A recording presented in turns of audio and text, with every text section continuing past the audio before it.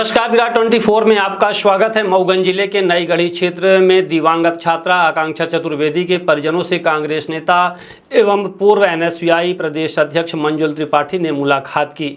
इस दौरान उन्हें परिजनों की इस दूरभाष पर वरिष्ठ कांग्रेस नेता से बातचीत भी कराई।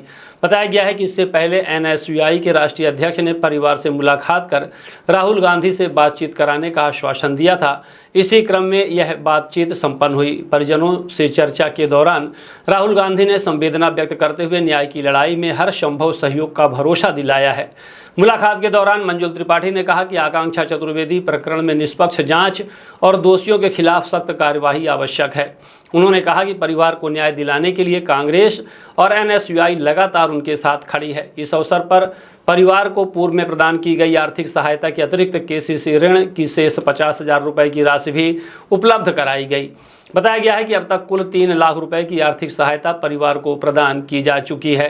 कार्यक्रम में यूथ कांग्रेस जिला अध्यक्ष अनूप सिंह चंदेल, एनएसयूआई जिला अध्यक्ष पंकज उपाध्याय, जिला उपाध्यक्ष सत्यम मिश्रा तथा देवेश परौहा सहित अन्य पदाधिकारी भी उपस्थित रहे। फिलहाल आकांक्षा चतुर्वेदी प्रकरण को लेकर राजनीति और सामाजिक स्तर पर लगातार गतिविधियां जारी हैं। वहीं परिवार न्याय की मांग पर कायम है। और मुझे काफी दुख हुआ कि मतलब आपकी बेटी इस प्रकार से फंसी, इस जाल में फंसी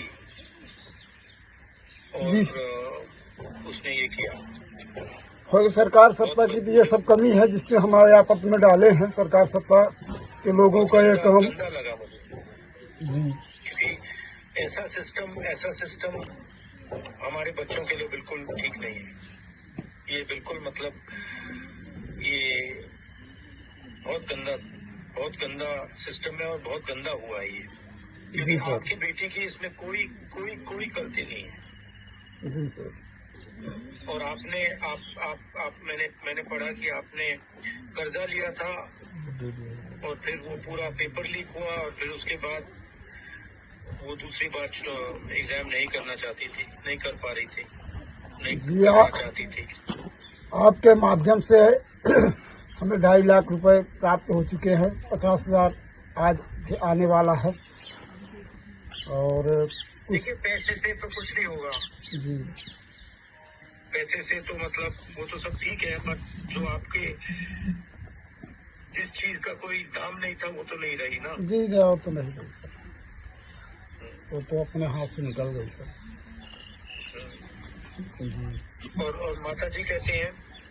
सर हो गया, बहुत अच्छी तो नहीं है, स्वास्थ्य चल रहा है, दवाइयाँ भी चल रही हैं। क्या है उनको? और वो उनके पिताजी हैं, उनको हार्ट के पेशेंट है। 2 बार हार्ट मार हुआ है, एक बार ये बैर लकवा का भी शिकायत हो गई है। उनका हाथ भी एक में उस रहा है सर, वो काफ़ी परिस्थिति में है। उन्हीं के कारण लड़के बच्चे माता सभी उसी में परेशान हैं जी। इसलिए थोड़ा सा इन्हीं में दिक्कत है सबसे बड़ा। वो तो गई तो उसका तो है ही है कष्ट, और ये डबल कष्ट के स्वास्थ्य का। हाँ, तो हमारे जो लोग आए हैं उनको आप ये बता दीजिए, अगर मदद कर सकते हैं तो हम मदद करने की कोशिश करेंगे। मगर बस मैं आपको अपना प्यार देना चाहता था, माता जी को और आपको। धन्यवाद। हम बधाई देना चाहते हो आपको प्यार देने के लिए। धन्यवाद सर। हाँ जी, मैं माता जी से माता जी से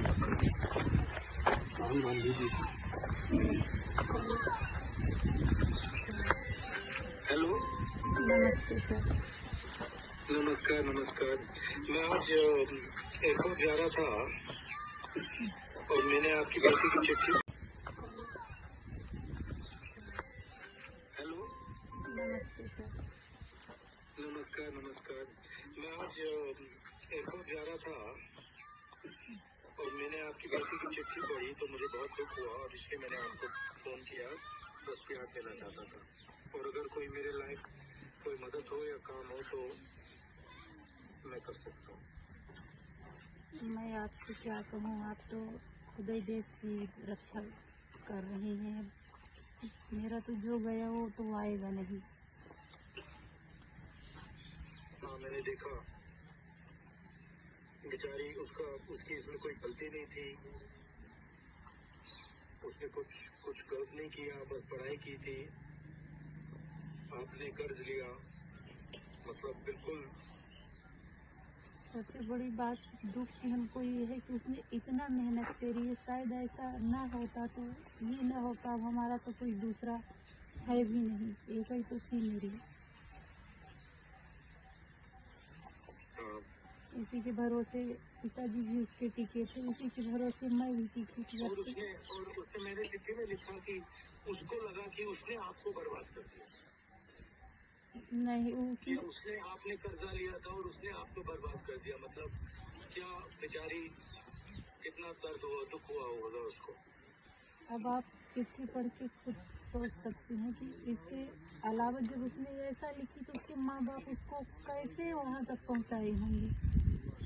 वही तो आपने पूरा मतलब कर दिया, आपने अपनी पूरी मेहनत की और फिर ये पूरा का पूरा ऐसे ही मतलब पूरा टूट गया।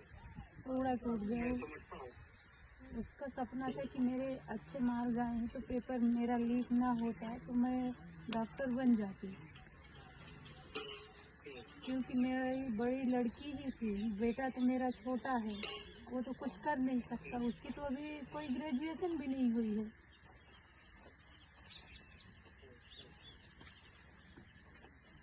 और पिताजी का तो कोई कुछ कहने लायक है ही नहीं।